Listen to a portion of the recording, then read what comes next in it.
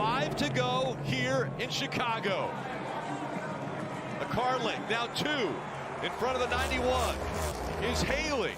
He's going to have to be perfect. Here he comes into turn number 1. Haley, so far so good. It's happening beneath his feet. And once you see it, you'll never watch a NASCAR road course the same way again. Most fans think Shane van Gisbergen dominates because he's simply a better road course driver. Others believe Trackhouse has found some magical setup that nobody else can match. But neither explanation tells the full story. Because if having the fastest setup was enough, every team would have copied it by now. NASCAR teams have access to some of the smartest engineers in motorsports. They spend millions on simulation software, analyze every lap of telemetry, and study every onboard camera they can get their hands on. If there were an easy answer, someone else would have found it already. Instead, SVG keeps showing up at road courses and making some of the best drivers in the world look like they're chasing him. So what are they missing? The answer starts the moment he reaches the braking zone. For most NASCAR drivers, braking is exactly what it sounds like.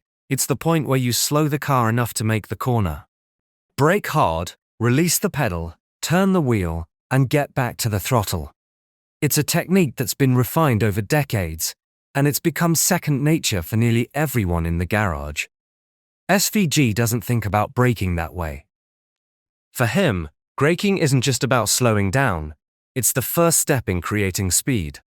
Every bit of brake pressure, every steering movement, and every movement of his feet is working together to position the car before it even reaches the apex.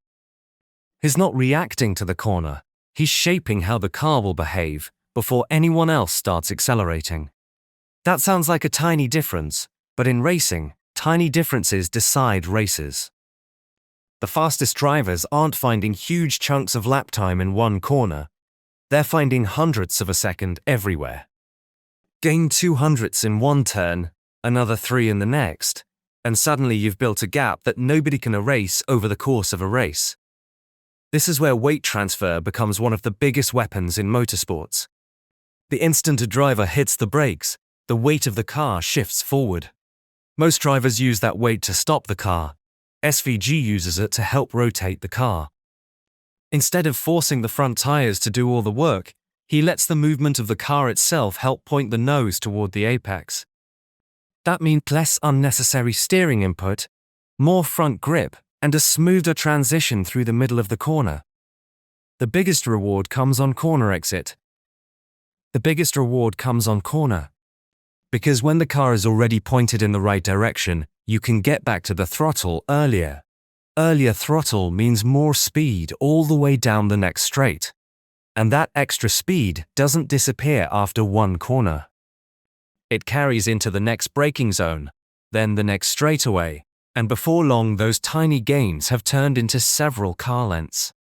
That's why SVG often looks like he's driving away from drivers who should be just as fast. The crazy part is that none of this is hidden. Every NASCAR team has access to video.